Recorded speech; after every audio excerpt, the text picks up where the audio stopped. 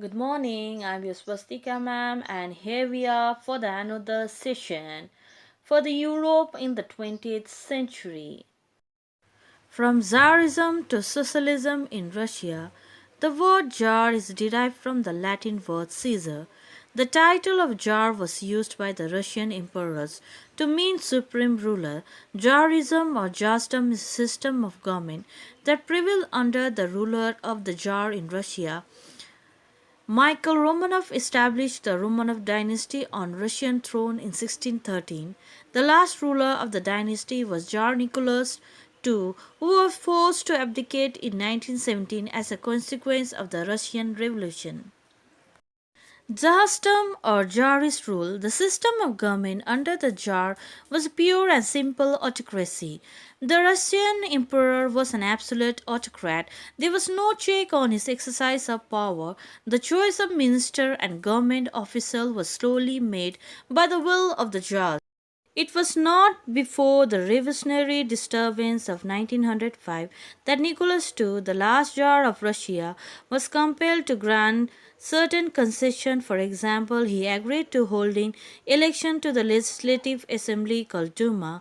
Political parties were legalized, a set of fundamental laws were promulgated, etc. Despite such concession, the form of government remained basically absolute autocracy. Revolutionary tradition in Russia. Revolutionary forces had been active in Russia since the very foundation of the Romanov dynasty.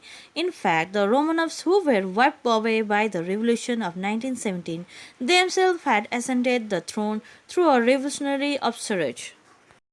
The first open attempt at revolutionary change was the ill-fated and Decemberist revolt of 1825, the most important political movement that gained prominence in the 60s of the 19th century was the Narodnik movement. The Narodniks were populists who sincerely believed peasantry to be the leading figure in the liberation struggle in Russia. The movement was unsuccessful. The Russian Revolution, its background. Russia was under Tsarist autocracy till the revolution of 1917, when Nicholas II, the last of the Tsar, was forced to abdicate and his family members were executed. Russian Revolution, it is necessary to analyze the background in which it had taken place. Social cause.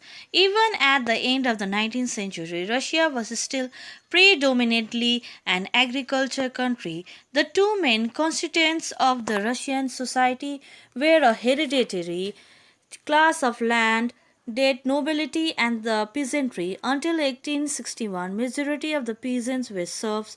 The serfs were emancipated indeed by Alexander II, but it did not end the separate status of the peasantry within Russian society. Political cause, the social and economic backwardness was matched by an arbitrary government against which people had no legal right to protest and seek redressal. They had no national trade union or press to voice their grievances. The peasantry therefore resorted to uprising and revolts.